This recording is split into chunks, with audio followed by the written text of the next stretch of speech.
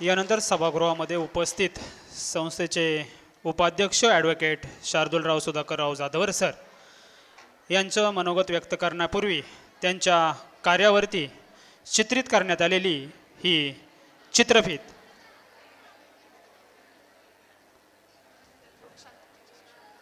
सर्वांनी शांतता राखायची आहे। एक 4 ते 5च गाणे शिल्लक आहेत, सर्वांनी शांतता राखायची आहे। जरूर है मगर ठहरा नहीं हूं मैं, मंजिल से जरा कह दो अभी पहुंचा नहीं हूं मैं। युवक हा केंद्रबिंदू मानून देशाची ध्येय धोरणं राबवली तर भारत महासत्ता राष्ट्र झाल्याशिवाय राहणार नाही असं मानणार आणि आपल्या शैक्षणिक संस्थेत शिकणाऱ्या विद्यार्थ्यांचा सर्वांगीण विकास होण्यासाठी कटिबद्ध असणारं व्यक्तिमत्व म्हणजे ॲडव्होकेट शार्दूलराव सुधाकरराव जाधव। धाराशिव जिल्ह्यातील वाशी तालुक्यातील वडजी या खेडेगावात ॲडव्होकेट शार्दूलराव सुधाकरराव जाधवर यांचे वडील प्राचार्य डॉक्टर सुधाकरराव उद्धवराव जाधवर यांचा जन्म झाला। घरच्या आर्थिक संकटांवर मात करत आपलं शिक्षण घेत असताना प्राचार्य डॉक्टर सुधाकरराव उद्धवराव जाधवर सरांनी समाजाप्रती असणारी बांधिलकी कधीही कमी होऊ दिली नाही। पुण्यात येऊन प्राध्यापकाची नोकरी करता करता त्यांनी अनेक शैक्षणिक संस्था उभ्या केल्या। उत्तम वक्ता, विद्यापीठात अधिष्ठाता, बांधकाम आणि हॉटेल व्यावसायिक, जाधवर ग्रुप ऑफ इन्स्टिट्यूटचे अध्यक्ष अशा एकाच वेळी अनेक पदांवर ते कार्यरत आहेत। पुणे विद्यापीठाच्या व्यवस्थापन परिषदेवर सदस्य म्हणूनही त्यांनी 5 वर्ष काम केले। अशा या कर्तृत्ववान व्यक्तीच्या घरात ॲडव्होकेट शार्दूलराव सुधाकरराव जाधवर यांचा जन्म पुण्यात झाला। अतिशय कमी वयात ॲडव्होकेट शार्दूलराव सुधाकरराव जाधवर यांनी जाधवर ग्रुप आणि जाधवर ग्रुप ऑफ इन्स्टिट्यूटच्या उपाध्यक्षपदाची धुरा सांभाळली। ॲडव्होकेट शार्दूलराव सुधाकरराव जाधवर यांनी diploma in human rights, diploma in labour law, diploma in corporate law, cyber law, MCOM, LLB, MBA, PGDHRM, LLM अशा अनेक पदव्या त्यांनी कमी वयातच संपादन केले। 1995 साली एका कन्या शाळेपासून सुरुवात झालेला शिक्षण संस्थांचा हा प्रवास आज 80 शाखांपर्यंत पोहोचलाय। त्यापैकी 40 शैक्षणिक संस्थांची जबाबदारी ॲडव्होकेट शार्दूलराव सुधाकरराव जाधवर स्वतः सांभाळतात। ॲडव्होकेट शार्दूलराव सुधाकरराव जाधवर यांना आजपर्यंत महाराष्ट्र रत्न भूषण पुरस्कार, दिल्ली येथील राष्ट्रीय एकता पुरस्कार अशा वेगवेगळ्या 40 पुरस्कारांनी सन्मानित करण्यात आलं आहे। भविष्यात जन्मभूमी आणि कर्मभूमी या ठिकाणी 1000 एकर क्षेत्रावर विद्यापीठ स्थापनेचा जाधवर ग्रुप ऑफ इन्स्टिट्यूटचा मानस आहे। रिअल इस्टेट, बांधकाम व्यवसाय, शिक्षण, हॉटेल, सेवा क्षेत्र अशा अनेक क्षेत्रात जाधवर ग्रुप सध्या कार्यरत आहे। हे सर्व यश मिळवताना वडील प्राचार्य डॉक्टर सुधाकरराव जाधवर सर, आई सुरेखाताई सुधाकरराव जाधवर यांचं मोलाचं मार्गदर्शन असल्याचं ते आवर्जून सांगतात। अशा या कर्तृत्व संपन्न व्यक्तिमत्वाच्या कार्याला मानाचं त्यांचं यशाचं शिखर हे असंच विस्तारत जातं आणि समाजाशी त्यांचं नातं असंच वृद्धिंगत हो यासाठी त्यांच्या शुभेच्छा सदैव त्यांच्या। मी संस्थेचे उपाध्यक्ष ॲडव्होकेट शार्दूलराव सुधाकरराव जाधवर सर यांना विनंती करतो की त्यांनी सभागृहाला संबोधित करावं। जोरदार टाळ्या वाजवून आपण सरांचं स्वागत करूयात। सरांना विनंती आहे की त्यांनी सभागृहाला संबोधित करावं।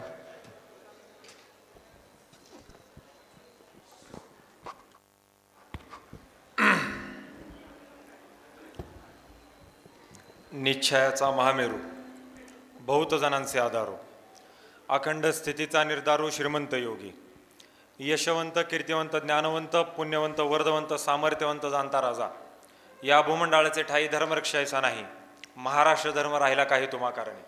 सर्वप्रथम छत्रपती शिवाजी महाराजांच्या पावनस्मृतीला मी अभिवादन करतो। 7व्या जाधवर फेस्टिवलच्या शेवटच्या दिवशी आज प्राचार्य डॉक्टर सुधाकरराव जाधवर कला वाणिज्य विज्ञान महाविद्यालयाच्या स्नेहसंमेलनासाठी म्हणून उपस्थित, आत्ताच जे आपल्याला या ठिकाणी मार्गदर्शन करून गेले असे सुप्रसिद्ध अभिनेते आमिर तडवळकर, त्याचबरोबर संस्थेचे अध्यक्ष आमचं दैवत प्राचार्य डॉक्टर सुधाकरराव जाधवर सर, या कार्यक्रमाला आवर्जून उपस्थित संस्थेच्या खजिनदार मान्य सौ सुरेखाताई जाधवर मॅडम, उपस्थित सर्व विद्यार्थी, शिक्षक बंधू आणि भगिनींनो, मागच्या 4 डिसेंबरपासून 7वा जाधवर फेस्टिवलचा कार्यक्रम पुण्यामध्ये आणि उस्मानाबादला म्हणजे धाराशिव जिल्हा आत्ताचा तिकडच्या कॅम्पसला त्या ठिकाणी चालू आहे. आज त्याचा शेवटचा दिवस आणि मला सांगताना फार आनंद वाटतो की 4 डिसेंबर ते 23 डिसेंबर या संपूर्ण कालावधीमध्ये जवळजवळ 18,000पेक्षा जास्त विद्यार्थ्यांची विविध परफॉर्मन्सेस या मंचावरती त्या ठिकाणी पार पडले, तिकडच्या कॅम्पसला त्या ठिकाणी पार पडले. आणि हा कार्यक्रम त्या ठिकाणी घेत असताना मला मोठ्या प्रमाणावरती आनंद वाटतो की अत्यंत तळागाळातील विद्यार्थ्यांपर्यंत हा कार्यक्रम पोहोचला पाहिजे. म्हणजे संस्थेच्या वतीनं अत्यंत विविध वेगवेगळे कार्यक्रम त्या ठिकाणी घेतले जातात, परंतु जाणीवपूर्वक जाधवर फेस्टिवल ज्या वेळेसला आम्ही कार्यक्रम घेतोय त्यावेळेसला घेत असताना अनेक KG पासनं ते PG पर्यंतचा विद्यार्थी या मंचावरती आला पाहिजे, त्यांचे परफॉर्मन्सेस झाले पाहिजेत, हा विचार आम्ही त्या ठिकाणी केला. आणि सांगताना आनंद वाटतो की 18,000 विद्यार्थ्यांचं विविध परफॉर्मन्स, काही लोकांनी डबल परफॉर्म केला असेल, काही लोकांनी 3दा 4दा वेळेला परफॉर्मन्स केला असेल, असे 18,000 परफॉर्मन्सेस मंचावरती आणि आपल्या उस्मानाबादच्या कॅम्पसला त्या ठिकाणी झाले. आणि हा कार्यक्रम घेत असताना खरोखरच अत्यंत चांगल्या पद्धतीनं या कार्यक्रमाचं आयोजन आणि नियोजन त्या ठिकाणी झालं. डान्स झाले, लोकांचे त्या ठिकाणी कोणाचं स्किट कुणी सादर केलं, कोणी ड्रामा सादर केला, कोणी कविता सादर केल्या, कुणी विविध त्यांच्या अंगामध्ये जे काही विविध कलागुण आहेत त्या कलागुण सादर करण्याचं काम या सगळ्या लोकांच्या माध्यमातून त्या ठिकाणी झालं. आणि मला सांगताना आनंद वाटतो की आजचा हा शेवटचा दिवस आणि तुमच्यासारख्या विद्यार्थ्यांसाठी सुद्धा हा कार्यक्रम संस्थेनं घ्यायचा त्या ठिकाणी निर्णय घेतला. खरोखरच ही भाग्याची गोष्ट, कारण कोणत्याही ज्युनियर कॉलेजला, कोणत्याही सिनियर कॉलेजला अशा पद्धतीचे जे कार्यक्रम आहेत हे कार्यक्रम त्या ठिकाणी होत नाहीत. हे कार्यक्रम न घ्यायचं कारण म्हणजे फार मोठ्या प्रमाणावरती त्या ठिकाणी आपण पाहिलं असेल की जे मोठमोठे कॉलेजेस आहेत त्या ठिकाणी मर्डर झाले, हाफ मर्डर झाले, इव्हटीजिंगच्या घटना झाल्या, फार मोठ्या प्रमाणावरती क्रिमिनलायझेशन हे फार मोठ्या प्रमाणावरती झालं. आणि त्याच्यामुळं शासनाने असेल किंवा पुणे विद्यापीठाच्या माध्यमातून असेल अशा पद्धतीचे कार्यक्रम करण्याला संपूर्णपणानं बंदी त्या ठिकाणी घातली. एवढंच नाही, जे एज्युकेशनल टूर्स जात होते, ज्या ट्रिप्स जात होत्या, याच्यामध्ये सुद्धा फार मोठ्या प्रमाणावरती भांडणं. मग आता एकच मुलगी 4-5 जण त्याच्या मागं, ती आता एकच जागा त्याच्यावर 4-4 जणांची बुकिंग, त्याच्यामुळं मग हे सगळे अशी घटना विविध समोर आल्या. आणि त्याच्यामुळं मग या सगळ्याच गोष्टी बंद करण्याला त्याच्यामध्ये ते सांगितलं. आणि त्याच्यामुळं मग अजून थोडा कार्यक्रम बाकी आहे, थोडं जरा दमानं धीरानं घ्या. आणि त्याच्यामुळं मग हा ज्या वेळेसला कार्यक्रम आम्ही घ्यायचं निश्चित केलं की आमच्या डोक्यामध्ये एकच संकल्पना होती की गोर गरीब शोषित दलित वंचित समाजामधून जे विद्यार्थी येतात, ज्या विद्यार्थ्यांना कोणत्याही पद्धतीचा प्लॅटफॉर्म त्या ठिकाणी निर्माण झालेला नाही, ज्या विद्यार्थ्यांना त्यांच्या कलागुण सादर करण्यासाठी एखादं स्टेज, एखादं व्यासपीठ त्या ठिकाणी निर्माण झालेलं नाही, अशा लोकांना त्या ठिकाणी हे व्यासपीठ अत्यंत चांगल्या पद्धतीनं उपलब्ध करून दिलं पाहिजे. त्यांच्या कलागुणांना वाव हा अत्यंत मोठ्या प्रमाणावरती आपल्याला त्याच्यामध्ये तो देता आला पाहिजे. आणि म्हणून अशा पद्धतीच्या कार्यक्रमाचं आयोजन आणि नियोजन हे आपण त्या ठिकाणी केलं. हा कार्यक्रम घेत असताना जाणीवपूर्वक आपण 4-5 बक्षिसं या ठिकाणी देतोय की ज्या विद्यार्थ्याला गेल्या वर्षी सगळ्यात जास्त टक्के पडले, ज्या विद्यार्थ्याची टक्केवारी जास्त आहे, आता या वर्षी आपले 2 कोर्सेस नवीन आहेत, BBA असेल BCA असेल, हे नवीन कोर्सेस असल्यामुळं आपण त्या लोकांना खरं तर ह्या पुरस्काराच्या याच्यामध्ये क्रायटेरियामध्ये ते आपल्या बसत नाही. जाणीवपूर्वक आपण पहिलंच वर्ष आहे तरी देखील एक शाबासकीची थाप पडली पाहिजे, काहीतरी एक प्रेरणा मिळाली पाहिजे, म्हणून आपण ते पुरस्कार देण्यासाठी त्या ठिकाणी नियोजन केलं. Highest achievement of the year, गेल्या वर्षी ज्याला सगळ्यात जास्त टक्के पडले अशा मुलाला आपण या ठिकाणी सन्मानित केलं. Best behaviour of the year, ज्या मुलाचं जे बिहेवियर आहे, त्याचं जे वागणं आहे हे आदर्श होते. एखाद्या मुलाकडनं त्या ठिकाणी एखाद्या मुलाने एखाद्या मुलीनं त्या ठिकाणी प्रेरणा घेतली पाहिजे त्याच्या वागण्यामधून, त्याच्या बोलण्यामधून. अशा मुलाला आपण या ठिकाणी पुरस्कृत केलं, कारण एक अत्यंत प्रामाणिकपणाने एक विचार आमच्या डोक्यामध्ये होता की त्या ठिकाणी जरा व्यवस्थित, कार्यक्रमातून हाकलायला वेळ लागणार नाही, कार्यक्रमासाठी आलायत ना व्यवस्थित शांत बसायचं. या कॉलेजमध्ये असल्या फालतू गोष्टी खपून घेत नाही मी, जरा व्यवस्थित. आणि त्याच्यामुळं हा जो बिहेवियरचा विषय, या बिहेवियरच्या विषयामध्ये आम्ही जाणीवपूर्वक हा अवॉर्ड त्या ठिकाणी दिला. कारण आपल्या सगळ्यांना माहिती असेल की आज आपल्या जगामध्ये संपूर्ण सगळ्यात मोठा जर कोणता बिझनेस असेल तर तो पेट्रोलियमचा बिझनेस आहे. त्याच्यामध्ये डिझेल असेल, त्याच्यामध्ये पेट्रोल असेल, जे आपल्या 4 व्हीलर्समध्ये 2 व्हीलर्समध्ये आपण त्या ठिकाणी टाकतो. आणि ज्या व्यक्तीच्या अंडर हे सगळे बिझनेसेस त्या ठिकाणी होते, जर तो व्यक्ती आतंकवादी नसता तर आज देशामध्ये नाही संपूर्ण जगामध्ये सगळ्यात मोठी जर ज्या व्यक्तीची त्या ठिकाणी कंपनी असती, ज्या व्यक्तीचा त्या ठिकाणी अत्यंत मोठ्या प्रमाणामध्ये होल्ड असता आणि ज्या व्यक्तीनं ज्या पद्धतीचं शिक्षण ज्या युनिव्हर्सिटीमधून घेतलं त्या युनिव्हर्सिटीमध्ये सुद्धा सगळ्यात जास्त टक्केवारीनं तो व्यक्ती त्या ठिकाणी पास झाला, त्याचा अजूनही रेकॉर्ड कोणी मोडू शकलेलं नाही. आणि अनेक म्हणजे आता त्याला जाऊन सुद्धा कितीतरी वर्ष त्याच्यामध्ये झालेले असतील. ज्या बुद्धिमत्तेमध्ये फार मोठ्या प्रमाणावरती पकड होती तरी देखील सदविचार नव्हते, चांगल्या लोकांची साथ नव्हती, बिहेवियर म्हणजे जे वागणं आहे आपलं अत्यंत चांगल्या पद्धतीनं नव्हतं. त्याच्यामुळं ज्या व्यक्तीचा ऱ्हास झाला त्या व्यक्तीचं नाव आहे ओसामा बिन लादेन. अत्यंत हुशार, त्या हुशार व्यक्तिमत्वाने त्याची जी बुद्धी आहे ती बुद्धी अत्यंत चुकीच्या ठिकाणी त्याच्यामध्ये ती ठेवली. आज संस्थेच्या वतीनं ज्युनियर कॉलेजसाठी हा कार्यक्रम मी त्या ठिकाणी राबवतोय. तुमच्या सुद्धा कॉलेजसाठी हा कार्यक्रम आम्ही येणाऱ्या कालावधीमध्ये राबवणार आहेत. आम्ही 3 वाजल्यानंतर जे विद्यार्थी म्हणजे गोंधळ घालणारे जे विद्यार्थी आला का कुठं आला 4 पोरान 10 पोरान 15 ह्याने असं आपल्याकडे बघितलं त्यांनी बघितलं एवढे घेऊन ये तेवढे घेऊन ये, ही जी काही ज्यांच्या डोक्यामध्ये अशी हवा भरलेली आहे मामाच्या भाऊच्या तात्याच्या भैयाच्या बंटीच्या ज्या डोक्यामध्ये जे काही पडलेलं आहे की मी काही करू शकतो, असे जे लोक आहेत त्यांचं कुलदैवत ओसामा बिन लादेन सारखे लोक असतील, त्याच्यानंतर दाऊद सारखी लोक असतील. आपल्याला सगळ्यांना माहिती असेल ह्या लोकांची काय अवस्था होती, कशा पद्धतीने होती. आणि म्हणून ह्या लोकांना कळालं पाहिजे की नुसताच आपण एखाद्या चौकामध्ये बसायचं, एखाद्या गाडीचा सायलेन्सर फाटलेला त्याचं आपण नीट करू शकत नाही म्हणून आपली तीच चांगली आपल्याला काहीतरी स्टाईल केली म्हणून ती गाडी पळवत राहायचं. शिवजयंतीला, आंबेडकर जयंतीला, 15 ऑगस्टला, 26 जानेवारीला अशी जी मुलं आहेत या लोकांना 3 वाजता त्या ठिकाणी शिवाजीनगरच्या कोर्टामध्ये घेऊन जायचं, काहीच करायचं नाही, त्यांना कट्ट्यावरती बसवायचं. आज आम्ही वकील म्हणून काम करत असताना आमच्या अंडर ज्या वेळेसला 10-12 वकील त्या ठिकाणी काम करतायत, हे काम करत असताना आम्ही जवळजवळ 150-200 केसेस चालवतो. या लोकांना आम्ही फक्त नेऊन तिथं बसवतो. बसल्यानंतर ह्यांनी फक्त निरीक्षण करायचं. आपलं जे मान आहे ही 360 डिग्रीमध्ये फिरवायची. काय चित्र दिसतं आज सुद्धा तुम्ही येणाऱ्या आता 4-5 दिवस सुट्ट्या आहेत, हे झाल्यानंतर तुम्ही जावा शिवाजीनगर कोर्टामध्ये 3 वाजल्यानंतर. अनेक असे मोठमोठे ज्यांनी हाफ मर्डर केले, कोणी रेपच्या घटना केल्या, कोणी भांडणं केली असतील, कोणी दरोडा टाकला असेल, कोणी खून केला असेल, कोणी चोरी केली असेल, या सगळ्या लोकांना ज्या पद्धतीची वागणूक पोलिसांकडनं मिळाली जाते, कुत्रा ओढल्यासारखी लोक त्या ठिकाणी ओढली जातात आणि त्यांच्या मागं त्यांच्या घरातले बायका लेकरं असतील, त्यांच्या आई असेल, अनेक आया आम्ही अशा बघितलेल्या आहेत ज्यांनी त्यांच्या गळ्यातली मंगळसूत्र काढून वकिलाच्या आणि पोलिसांच्या पायावर ठेवलेली की काही करा, आम्हाला आमच्या मुलाला बोलू द्या, काही करा, एकदा तरी या मुलाला त्या ठिकाणी बाहेर काढा, काही वाईट संगतीमुळे तो मुलगा त्याच्यामध्ये गेलेला असेल, काही करा पण त्याचा जामीन करून द्या. अशा पद्धतीच्या घटना तुम्हाला त्या ठिकाणी पाहायला मिळतात. आणि म्हणून आज जर तुम्ही पाहिलं ते कोयता गँग सारख्या गोष्टी असतील ज्या नरे, वडगाव, धायरी, आंबेगाव, कोथरूड, त्याच्यानंतर धनकवडी भागामध्ये, बिवेवाडी भागामध्ये, अप्पर इंद्रानगर भागामध्ये तुम्हाला पाहायला मिळालेले असतील.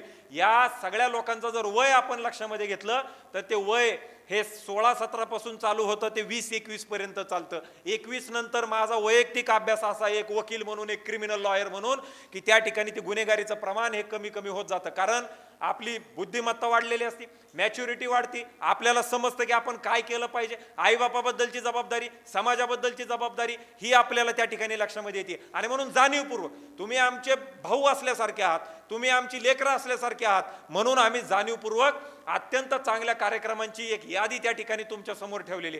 आज जर आपल्या संस्थेचं ब्रीदवाक्य तुम्ही पाहिलं तर बल, बुद्धी आणि सद्विचारासाठी शिक्षण, education for strength, intellect and wisdom. आपले विद्यार्थी नुसतेच बलवान आणि बलशाली नाही तर ते बुद्धिमान झाले पाहिजेत, ते सदविचारी झाले पाहिजेत. या गोष्टींचा जाणीवपूर्वक विचार आम्ही त्या ठिकाणी केला. मला सांगताना आनंद वाटतो की 6 जूनला ज्या वेळेसला मोठ्या सरांचा वाढदिवस असतो त्यावेळेसला जे कीर्तन महोत्सवापासून जो आपला काम चालू होतं ते 14 तारखेला शौर्य पुरस्कारासारखा कार्यक्रम. आज तुमचं भाग्य आहे की तुमच्या विद्यार्थ्यांना या ठिकाणी अशा पद्धतीचं व्यासपीठ त्या ठिकाणी निर्माण करून दिलेलं आहे की ज्याच्यावरती तुम्ही तुमचे विचार त्या ठिकाणी मांडू शकता. सगळ्यांना माहिती असेल दिल्लीसारख्या घटनांना काय कशा पद्धतीने दिल्लीमध्ये वातावरण झालेलं होतं. भारत तेरे तुकडे होंगे, अफजल हम शर्मिंदा है, तेरे कातिल जिंदा है, अशा पद्धतीच्या घोषणा त्या ठिकाणी दिल्या जायच्या. ज्या लोकांना मिशा सुद्धा फुटलेल्या नव्हत्या त्या लोकांनी या महान भारत देशाच्या विरोधामध्ये त्या ठिकाणी घोषणा दिल्या. आज तुम्हाला एवढं मोठं व्यासपीठ निर्माण करून दिलेलं आहे की तुमच्या डोक्यामध्ये जे विचार ते विचार तुम्हाला या ठिकाणी मांडता आले पाहिजे. 14 तारखेला शौर्य पुरस्कारासारखा कार्यक्रम आहे. त्या कार्यक्रमाच्या माध्यमातून ज्या लोकांना पोलीसमध्ये जायचं असेल, ज्या लोकांना आर्मीमध्ये जायचं, ज्या लोकांना पॅराफोर्सेसमध्ये जायचं, यांच्यासाठी ते व्यासपीठ निर्माण करून दिले. एवढंच नाही, जादूवर करंडक सारखा कार्यक्रम आहे की जो कार्यक्रम तुमच्याच कॉलेजच्या माध्यमातून त्या ठिकाणी होतो. की आज जर आपण पाहिलं आपल्या शिक्षणामध्ये कोणत्याही परिस्थितीत म्हणजे काय आज आपली परिस्थिती आहे, मला एक गोष्ट त्या ठिकाणी कळत नाही की आज आपल्या कोणत्याही शिक्षणामध्ये तुम्ही कोणत्याही दर्जाचं शिक्षण घ्या, 4थीच्या पुस्तक झाल्यानंतर शिवाजी महाराजांचा अभ्यास कोणत्या इतिहासामध्ये, कोणत्या पुस्तकामध्ये, कोणत्या सिलेबसमध्ये, आज भाषणाला उभं राहिले की सगळी मोठमोठी लोक येत आहेत आणि बोलतात आमक्याचा आदर्श घ्या, तमक्याचा घ्या, ह्याचा घ्या, त्याचा घ्या. अरे काय घ्या, दिला तर घ्या, नाहीच दिला तर कुठून घ्यायचा. आज कोणाच्या अभ्यासामध्ये त्या ठिकाणी सिलेबसमध्ये आपल्याला छत्रपती शिवाजी महाराजांचा अभ्यास आहे, कोणत्या सिलेबसमध्ये आपल्याला संभाजी महाराजांचा अभ्यास आहे, कोणत्या सिलेबसमध्ये आपल्याला स्वामी विवेकानंदांचा अभ्यास आहे, कोणत्या सिलेबसमध्ये आपल्याला लहुजी वस्तादांचा अभ्यास आहे, कोणत्या सिलेबसमध्ये डॉक्टर बाबासाहेब आंबेडकरांचा अभ्यास आहे. हा कोणताही अभ्यास आमच्या तरुणांना न देता या सगळ्या तरुणांना फक्त आरक्षणाच्या आणि जातीवादाच्या आणि राजकारणाच्या सगळ्या घोड्यांमध्ये त्या ठिकाणी बांधून ठेवलेलं. आणि म्हणून तुमच्या डोक्यामध्ये चांगले विचार यावेत, देशप्रेम तुमच्या डोक्यामध्ये यावं म्हणून जाधवर करंडक सारखा कार्यक्रम आहे, ज्या कार्यक्रमाच्या माध्यमातून भारूड असेल, भजन असेल, पोवाडा असेल, वक्तृत्व असेल, निबंध असेल आणि वादविवाद स्पर्धा असेल. KG पासून PG पर्यंत गेल्या वर्षी 25,000 विद्यार्थी या कार्यक्रमामध्ये संपूर्ण महाराष्ट्रामधून त्या ठिकाणी आलेले होते. की मला वाटतं गेल्या वर्षीचा अवॉर्ड हा फर्ग्युसन कॉलेज का सिंहगड कॉलेजला त्या ठिकाणी सिंहगड कॉलेजच्या इंजिनिअरिंगला हा फिरता करंडक त्या ठिकाणी वादविवादचा आणि त्याचा त्या ठिकाणी गेलेला होता, पथनाट्याचा. आणि म्हणून अशा पद्धतीचा कार्यक्रम ज्या लोकांना त्या ठिकाणी आपल्याला सगळ्यांना माहिती असेल, शार्क टँक इंडिया सारखा कार्यक्रम, ज्या कार्यक्रमाच्या माध्यमातून मराठवाड्यामधल्या दुष्काळी भागामध्ये ज्या लोकांना खायला काय नव्हतं त्या लोकांनी विविध काही संशोधन केली, कोणी ट्रॅक्टर बनवलाय, कोणी काही इतर गोष्टी त्या ठिकाणी बनवल्या. अशा लोकांना, ज्या लोकांना खायला सुद्धा नव्हतं, स्वतःची जमीन विकून स्वतः कर्ज काढून त्या ठिकाणी एखाद्याने काही प्रोटोटाईप बनवलेला असेल, त्या लोकांना शार्क टँक इंडिया सारख्या कार्यक्रमातून सोनी टीव्हीला आपण जाऊन बघा, यूट्यूबला सुद्धा पाहिलं असेल किंवा तुम्ही रीलला जर पाहिलं असेल, आशनीर ग्रोवर सारखी लोक, नमिता थापड सारखी लोक किंवा लेन्स कार्डचे जे मालक आहेत त्यांचं नाव आता मी विसरतोय, तर त्या लोकांसारखी लोक यांनी 100 कोटी रुपये त्या ठिकाणी दिलेले. आणि म्हणून आज तुमच्या लोकांना ते व्यासपीठ निर्माण करून देण्याचं काम आम्ही त्या ठिकाणी केलं. की तुमच्या डोक्यामध्ये जर अशी एखादी संकल्पना, MIT कॉलेजमध्ये एक मुलगा होता, त्या मुलानं काय बनवलं, त्यांनी एक अशी मशीन बनवली की ज्या मशीनमध्ये तुम्ही हे समजा पायऱ्यात, या पायऱ्यांवरती जेवढ्यांदा माणूस येईल तेवढ्यांदा ते वर खाली होत आहे, जेवढं वर खाली होईल त्याच्या फ्रिक्शननी ते एका बॅटरीमध्ये त्या ठिकाणी ती पॉवर त्याच्यामध्ये जाऊन त्याच्यामध्ये ती स्टोअर होत होती. आणि ते स्टोअर झाल्यानंतर त्या बॅटरीचा उपयोग नंतर लाईटसाठी किंवा फॅनसाठी त्या ठिकाणी केला जायचं. हे इतकं एका कंपनीला त्या ठिकाणी आवडलं की त्यांनी त्या सगळ्या गोष्टी त्याचं मोठ्या प्रमाणावरती त्या ठिकाणी ती मशीन बनवली. त्याच्यानंतर एअरपोर्टला, मेट्रो स्टेशनवरती, रेल्वे स्टेशनवरती आणि बसस्टँडवरती त्यांनी त्या ठिकाणी ते बनवलं. आणि बनवल्यानंतर त्या व्यक्तीला त्यांनी 100 कोटी रुपयेपेक्षा जास्त रुपये त्या मुलाला त्या ठिकाणी दिले. आणि म्हणून तुमच्या डोक्यामध्ये जर अशी एखादी संकल्पना असेल, आज इकडे BBA BCA ची मुलं त्या ठिकाणी कॉम्प्युटरच्या माध्यमातून आज AI इतक्या मोठ्या प्रमाणावरती झाले. आज पुण्यामध्ये गुगल आलेलं आहे, आज गुगल आलंय, त्याच्यामुळे येणाऱ्या काही दिवसामध्ये याहू पुण्यामध्ये येईल. ते आल्यानंतर टेस्लानी सुद्धा त्या ठिकाणी सांगितलेलं की आम्ही भारतामध्ये येणार आहेत. आज जगातली एकही अशी कंपनी नाही जी कंपनी पुण्यामध्ये यायला तयार नाही किंवा भारतामध्ये यायला तयार नाही. आज तुम्हाला कोणालाही बाहेरच्या देशामध्ये जायची गरज नाहीये, परंतु तुम्हाला आता तुमचा वैयक्तिक अभ्यास करणं गरजेचं. नुसताच BBA झाला, BCA झाला, BCom झाला, MCom झाला, MSc काय त्यांनी पुढच्या वर्षी काय केलं आणि त्याच्यामुळे जर आपल्याला नोकऱ्या लागतील असं जर तुम्हाला वाटत असेल तर असं काहीही होणार नाही. सर एकदा ऑस्ट्रेलियाला गेले होते आणि ऑस्ट्रेलियाला एक सकाळी माणूस 5 वाजता झाडून काढत होता, म्हणजे भारतातलाच दिसला म्हणून त्यांनी विचारलं, बाबा तुम्ही इथं काय झाडून बिडून काढताय, कसं काय तुम्ही एवढ्या लांबून येऊन झाडायचं, आपल्याकडे काय नाही का झाडायला. आणि मग ते म्हणला मी इंजिनियर आहे. अजूनच अप्रूप, आता इंजिनियर आहे, भारतात झाडायचं सोडून पार आता ऑस्ट्रेलियाला येऊन झाडायची सुरुवात केली, आता एवढंच राहिले.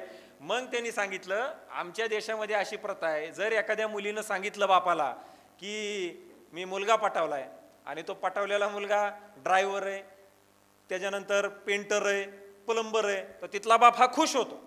आता म्हणलं अवघडच आहे. भारतामध्ये जर असं सांगितलं तर पहिलं पटावलाय म्हणलं तर आधी ठोकून काढणार, त्याच्यानंतर पुन्हा ड्रायव्हर आणि प्लंबर आणि असं काही सांगितलं तर नावाच्या पुढं काहीच लावायचं बाकी, काही लावलं की विषय सगळा संपला. मग त्यांनी त्याचा ज्या वेळेसला अभ्यास केला, त्या अभ्यास केल्यानंतर गोष्ट अशी लक्षामध्ये आली की त्या भागामध्ये शिकलेल्या लोकांची संख्या इतकी झालेली आहे की आता स्किल्ड वर्कर जे आहेत, थर्ड आणि फोर्थ क्लासमध्ये काम करणारी जी लोक आहेत ती आता त्या ठिकाणी मिळत नाहीत. आज परिस्थिती अशी, आज आपण इंजिनिअरिंग कॉलेज चालवतो, आपण पॉलिटेक्निक कॉलेज चालवतो. आजची परिस्थिती अशी आहे की ज्या व्यक्तीचं इंजिनियर झालेलं आहे त्याला 20-20 हजार रुपयावरती काम करावं लागतंय.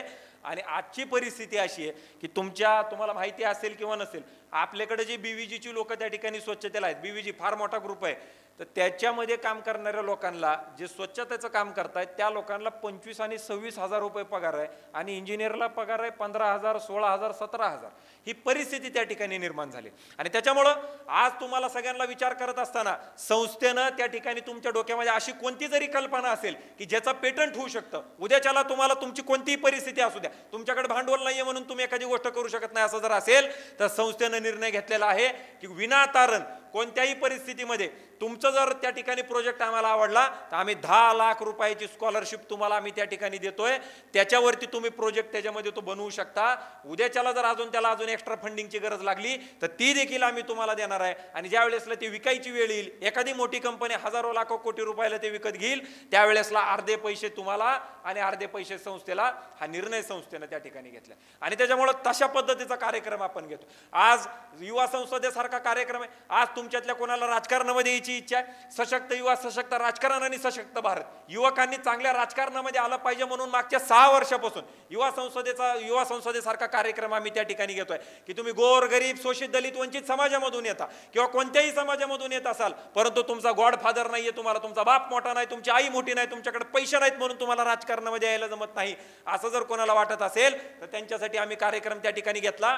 याच मंचावरती आजपर्यंत 6 वर्षामध्ये, म्हणजे 8 वर्ष झाली, कोरोनातली 2 वर्ष सोडून द्या, 6 युवा संसदांमध्ये ऑनलाईन आणि ऑफलाईन पद्धतीनं 6 पेक्षा जास्त मुख्यमंत्री, 150 पेक्षा जास्त आमदार आणि खासदार आणि 50 पेक्षा जास्त मंत्री संपूर्ण महाराष्ट्रामधून आणि देशामधून या मंचावरती त्या ठिकाणी येऊन गेले. आणि म्हणून ही मेजवानी तुमच्या सगळ्या लोकांसाठी आम्ही त्या ठिकाणी दिलेली. येणाऱ्या 6 तारखेला आपल्याकडे सायन्स फेअर सारखा कार्यक्रम आहे, ज्या कार्यक्रमाच्या माध्यमातून अत्यंत चांगल्या पद्धतीचे शास्त्रज्ञ तयार करण्याचा विचार हा आम्ही त्या ठिकाणी करतोय. आणि म्हणून आज मला एकच गोष्ट जाताना एकच सांगायची आहे, ती म्हणजे की ज्या सुविधा आम्ही तुम्हाला दिलेल्या आहेत, ज्या पद्धतीचे कार्यक्रम आम्ही तुमच्यासाठी त्या ठिकाणी घेतो, या कार्यक्रमांमध्ये तुम्ही मोठ्या प्रमाणावरती त्या ठिकाणी सहभागी होणं गरजेचं आहे. मी ज्या वेळेसला 11वीला होतो, 11वीला असताना मला वाटायचं माझा बाप लय मोठा आहे, म्हणजे हाच मोठा, तो काय भाग नाही, परंतु माझा बाप लय मोठा आहे. मला सांगताना इथं अजिबात थोडा सुद्धा वाईट वाटणार नाही. मला एका प्रकारचा माज होता, मला एका प्रकारचा इगो होता. मला असं वाटायचं की माझा बाप एवढा मोठा आहे, मला काहीच गरज नाही. मी अंबानीला सुद्धा मोजायला तयार नव्हतो. मला वाटायचं मीच लय भारी. म्हणून मी मगाशी जे सांगितलं की गुन्हेगारीचं प्रमाण 16व्या 17व्या 18व्या वर्षापासून 20-21व्या वर्षापर्यंत, कारण आपण डबक्यामध्ये पोहत असतो, आपल्याला नदी नाले समुद्र किती मोठे आहेत हे आपल्याला त्या ठिकाणी माहिती नसतं. त्याच्यामुळं आणि असं वाटायचं की शिक्षण घ्यायचं, बाहेरच्या देशामध्ये सेटल व्हायचं, भारत बिरत सोडून जायचं, तिकडं बाहेरच्याच देशात राहायचं, तिकडं धंदा पाणी करायचा आणि तिकडंच सगळं. पण ज्या वेळेसला मी युवा संसदेसारखा जो कार्यक्रम आपण घेतोय, मी MITचा कार्यक्रम पाहिला, त्याही वेळेसला आपल्या संस्थेमध्ये विद्यार्थी होते. मला वाटायचं आपली संस्था लय मोठी. पण ज्या वेळेसला मी बाहेर फिरायला सुरुवात केली, 11वी नंतर ज्या वेळेसला मी जग पाहायला सुरुवात केली, त्यावेळेसला लक्षात आलं हा आपल्याकडं आत्ताशी 25,000 विद्यार्थी झालेले आहेत. MITमध्ये 2 लाखपेक्षा जास्त विद्यार्थी, जवळजवळ 7-8 विद्यापीठं त्यांची झाली. एक विद्यापीठ करण्यासाठी आम्ही 2 जण त्या ठिकाणी दिवस रात्र मेहनत करतोय. अजून आमच्याच्याने एक विद्यापीठ त्या ठिकाणी तयार झालेलं नाही. लवकरच ते विद्यापीठ त्या ठिकाणी सरांच्या नावानं आपण करणार आहे, त्यांना आपल्या मालकीचं विद्यापीठ त्या ठिकाणी तयार होईल, जे भारत देशामध्ये अत्यंत नामवंत विद्यापीठ म्हणून तयार करण्याचं हे स्वप्न आमचं त्या ठिकाणी, आयुष्यातलं शेवटचं स्वप्न आमचं त्या ठिकाणी राहिलेलं आहे. बाकी सगळं करून झालेलं आहे. आणि त्याच्यामुळे ते करण्यासाठी म्हणून 7-8 विद्यापीठं त्या ठिकाणी त्यांनी केली. एवढा मोठा माणूस तरी, इतका डाऊन टू अर्थ माणूस, इतक्या चांगल्या पद्धतीने वडिलांची लेगसी त्या ठिकाणी त्या माणसाने पुढे घेऊन गेले. आणि जी मला प्रेरणा मिळाली, जे मला आमच्या वडिलांचा संघर्ष कळाला, जे आम्हाला आयुष्यात काय करायला पाहिजे ते कळालं, ते सगळं आणि सगळं छात्र संसदेच्या कार्यक्रमामुळे आम्हाला त्या ठिकाणी कळालं. 3री छात्र संसद आता 10 आणि 11 आणि 12 जानेवारीला त्या ठिकाणी मला वाटतं 13वी भारतीय छात्र संसद त्याच्यामध्ये होती. आणि त्याचंच एक छोटं ब्रेन चाइल्ड म्हणून आपण त्याच्यामध्ये युवा संसदेचा कार्यक्रम 6 वर्षापूर्वी आपण त्या ठिकाणी चालू केला. आणि आपलाही कार्यक्रम 27 आणि 28 तारखेला जानेवारीच्या याच मंचावरती 7वी युवा संसद पार पडणार आहे. आणि मला पूर्ण खात्री की या कार्यक्रमाला आपण महाराष्ट्राचे मुख्यमंत्री आणि गोव्याचे मुख्यमंत्री असे 2 मुख्यमंत्री आपण या कार्यक्रमाला 28 तारखेला त्या ठिकाणी आणणार आहेत. त्या पद्धतीची व्यूहरचना आणि त्या पद्धतीचं कामकाज हे मोठ्या प्रमाणावरती संस्था पातळीवरती त्याच्यामध्ये ते चालू आहे. आणि त्याच्यामुळं सांगायचं तात्पर्य एवढंच आहे की एका कार्यक्रमामधून जर माझ्यासारखा व्यक्ती घडत असेल, मी म्हणत नाही मी लय भारी अमकं तमकं, अजिबात नाही, काही आपल्याला काही कोणाला प्रूव्ह करायचं नाही, काही नाही. परंतु मला तुम्हाला एक गोष्ट सांगायची आहे की एखाद्या व्यक्तीला जर एखाद्या कार्यक्रमामधून जर त्याच्यामध्ये प्रेरणा मिळत असेल तर तुमच्यासारख्या व्यक्तींनी सुद्धा संस्था ज्या वेळेसला तुमच्यासाठी एवढे मोठे कार्यक्रम घेते, शैक्षणिक, सामाजिक, आर्थिक, औद्योगिक, कला, क्रीडा, राजकीय, विज्ञान, प्रत्येक क्षेत्रातला माणूस, ज्या व्यक्तीचं तुम्ही टीव्हीला पाहता, जे व्यक्ती महाराष्ट्रामध्ये नाही तर देशाच्या देश पातळीवरती अत्यंत मोठे आहेत, असे व्यक्ती आम्ही तुमच्यासाठी त्या ठिकाणी आणतोय. आणि ते आणत असताना त्यांच्याकडनं प्रेरणा घ्या, स्वतः तुम्ही तुमचं आयुष्य त्या ठिकाणी घडवा. आणि तुमच्या सगळ्या लोकांचा इतका फोर्स हा आमच्या दिशेनं आला पाहिजे की आम्हाला वाटलं पाहिजे की किती विद्यार्थी हे ॲक्टिव्ह आहेत. आज आमची परिस्थिती अशी, आम्हाला कार्यक्रमाला बी यायला जमत नाही, गॅदरिंगला बी यायला जमत नाही. आता पुढच्या वेळेला नेमकं करायचं काय? आता एकतर गौतमी पाटीलचा कार्यक्रम ठेवला पाहिजे, नसता मी तरी नाचलं पाहिजे, तर तुम्ही सगळेजण येता. आता अशी परिस्थिती त्याच्यामध्ये झालेली.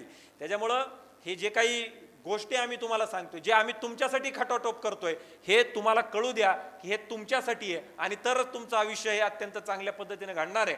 हीच आशा अपेक्षा त्या ठिकाणी ठेवतो. आपण सगळेजण या ठिकाणी आलात, आपले सर्वांचे संस्थेच्या वतीनं मनापासून आभार व्यक्त करतो. फक्त 5 ते 6 गाणी या ठिकाणी राहिलेली आहेत. आज या कार्यक्रमाचं आयोजन नियोजन तुमच्यातल्याच विद्यार्थ्यांनी त्या ठिकाणी केलेलं आहे. परंतु मी एक गोष्ट सांगतो, तुम्हाला जाहीर कार्यक्रमात सांगतोय, तुमचे मॅडम सर सगळे इकडे या ठिकाणी आहेत, तुम्ही ज्या कार्यक्रमांमध्ये सहभागी होत नाहीत त्या लोकांना इतर जे काही पर्क्स आहेत ते पर्क्स मिळणार नाहीत. पर्क्समध्ये काय काय तुम्हाला विचारात येईल ते सगळे विचार तुम्ही त्या ठिकाणी ते करा. आज जे विद्यार्थी NSSचे या ठिकाणी उपस्थित नाहीत, परंतु NSSच्या याच्यामध्ये त्यांचं नाव एनरोल आहेत, या लोकांना आम्ही येणाऱ्या 7 तारखेला जो कॅम्प आपला जाणार आहे, या कॅम्पला या विद्यार्थ्यांना आम्ही पाठवणार नाहीत. हा निर्णय आम्ही त्या ठिकाणी घेतलेला आहे. त्याच्यामुळं अभ्यास, कार्यक्रम या 2 गोष्टीमध्ये तुम्हाला जेवढं पुढे येता येईल तेवढं तुम्ही या. तुम्हाला कोणत्याही अडचणी आल्या तर मोठे सर तुमच्या कॅम्पसला रोज असतातच. मी त्या ठिकाणी, तुम्ही माझं या कॅम्पसला ऑफिस आहे, तुम्ही कधी येऊन आम्हाला त्या ठिकाणी संपर्क साधू शकता. आम्ही नेहमी तुमच्यासाठी त्या ठिकाणी उपलब्ध असू, हीच आशा अपेक्षा व्यक्त करतो. जे 2 विद्यार्थी या ठिकाणी अँकरिंग करतायत, तुमचेही सगळ्यांचे आभार त्या ठिकाणी व्यक्त करतो की आपण खरोखरच हे डेअरिंगचं काम आहे. खाली बसून या करायला ते लय सोपं आहे, आलं का लक्षात? पण इथं येऊन ज्या वेळेसला बोलावं लागतं, ही वेगळी खरंच कला आहे. आता तुम्हाला माहिती असेल, तुमच्या लक्षात आलं का नाही आलं माहीत नाही, परंतु आलंच असेल ही अपेक्षा त्या ठिकाणी धरतो की तो मुलगा मागाशी शिवाजी महाराजांचं चित्र काढत होता, गाणं संपलं आणि तुम्ही तो माईक हातामध्ये घेतला आणि बोलायला सुरुवात केली. हेच खरं टाईम मॅनेजमेंट, हेच खरं वेळेचं मॅनेजमेंट, हेच आपल्याला त्या ठिकाणी आयुष्यामध्ये शिकायचं की जे ठरवल असं सगळं आयुष्य जशाच तसं चालत नसतं. कधी चढ येईल कधी उतार येईल हे आपल्याला सांगता येत नाही, परंतु ती वेळ आपल्याला मारून नेता आली पाहिजे आणि ते तुझ्याकडनं शिकायला सगळ्या लोकांना मिळालं असेल, हीच आशा अपेक्षा त्या ठिकाणी व्यक्त करतो. आणि आपल्या सर्वांचं मनापासून आभार व्यक्त करतो. आपल्याला सगळ्यांना 31 डिसेंबरला दारूच्या दुकानाच्या बाहेर भेटायचं आहे. मी तुम्हाला सगळ्यांना वडगावच्या पुलाखाली जिथं हातभट्टी भेटती तिथं मी उपस्थित असणार आहे. मी तिकडे 6 वाजल्यापासून उपस्थित असणार आहे. 6 ते 9 मी तिकडे आहे, परंतु तिकडं मी टाकायला जाणार नाहीये. माझं जे तिथं येणार आहे, मी याच्यासाठी येतोय की मागच्या जवळजवळ 12 वर्षापासून दारू सोडा दूध प्या हा कार्यक्रम मी त्या ठिकाणी घेतो. मी सगळ्या मुलींना विनंती करणार आहे की आपण ह्याही कॅम्पसच्या बाहेर आणि तिकडचा जो आपला वडगाव ब्रिजच्या खाली जी स्मशानभूमी आहे त्याही ठिकाणी आपला हा कार्यक्रम आहे. आपण पिलेला माणूस असो किंवा नसलेला असो, तो दारूच्या दुकानात जातोय किंवा बाहेर येतोय, आपल्याला घेणं देणं नाही. आज चालला दूध पाजून आतमध्ये सोडायचा, बाहेर येतोय दूध पिऊनच तो बाहेर आला पाहिजे. रिॲक्शन त्याचं पुढं काय, त्या दारू आणि दुधाचं काय आतमध्ये रिॲक्शन होईल त्याच्याशी आपल्याला घेणं देणं नाही. याच्यातून किती लोक सुधारतील याच्याशी आपल्याला घेणं देणं नाही. आपल्याला फक्त एकच विचार आपल्या डोक्यामध्ये आहे की दारू सोडा, दूध प्या, व्यसनापासून सगळ्यांनी लांब राहावा, हा संदेश लोकांपर्यंत पोचवायचा. 12 वर्षामध्ये एक जरी व्यक्तीनं त्याच्यातून प्रेरणा घेतलेली असेल तरी हा कार्यक्रम आपला त्या ठिकाणी सक्सेसफुल झाला असं माझं त्या ठिकाणी ठाम मत आहे. तर आपल्याला सगळ्यांना 31 तारखेला मी आमंत्रित करतो की आपण सगळ्यांनी त्या कार्यक्रमासाठी 7 वाजता बरोबर वडगाव पुलाच्या खाली त्या ठिकाणी या, तिकडे आपण सगळेजण भेटूयात आणि हा चांगला जो उपक्रम आहे त्याला आपण सगळेजण साथ द्याल ही अशा अपेक्षा व्यक्त करतो आणि थांबतो. धन्यवाद. जय हिंद, जय महाराष्ट्र. धन्यवाद सर. अतिशय मोलाचं असं मार्गदर्शन आदरणीय शार्दूल सरांचं. जोरदार टाळ्या एकदा शार्दूल सरांसाठी. यानंतर 3rd इयर BComची मुलगी यशोमती आपल्यापुढे सादर करते सिंगिंग. यशोमती अतिशय उत्कृष्ट आणि मोलाचं मार्गदर्शन आदरणीय जाधवर सरांनी दिलं. खरं तर माझ्यासारखे अनेक तरुणांचं इन्स्पायर आदरणीय जाधवर सर आहेत की आणि त्यांचे विचार अतिशय उत्कृष्ट पद्धतीचं आतापर्यंतचं कार्यक्रमाचं नियोजन आणि आयोजन. यानंतर आपल्यापुढे सादर करते Yashomati singing 3rd year BCom. Start. Hello.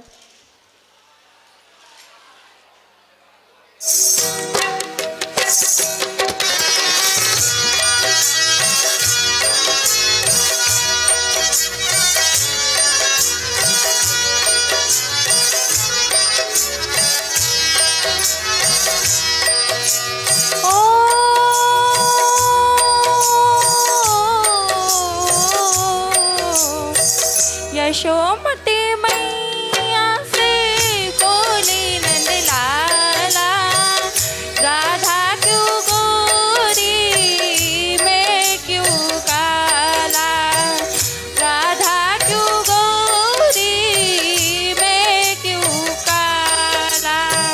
Yashomati मैया से बोली नंदलाला, राधा क्यों गोरी मैं क्यों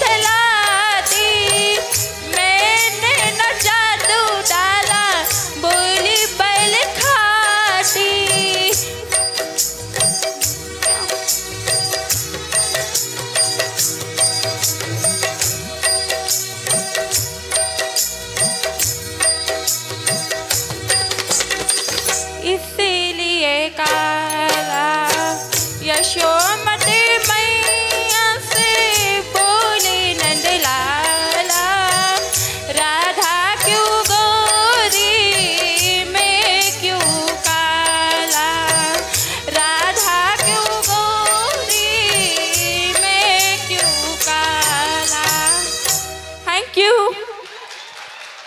जोरदार टाळ्या एकदा गायत्रीसाठी अतिशय उत्कृष्ट प्रकारचं गायन.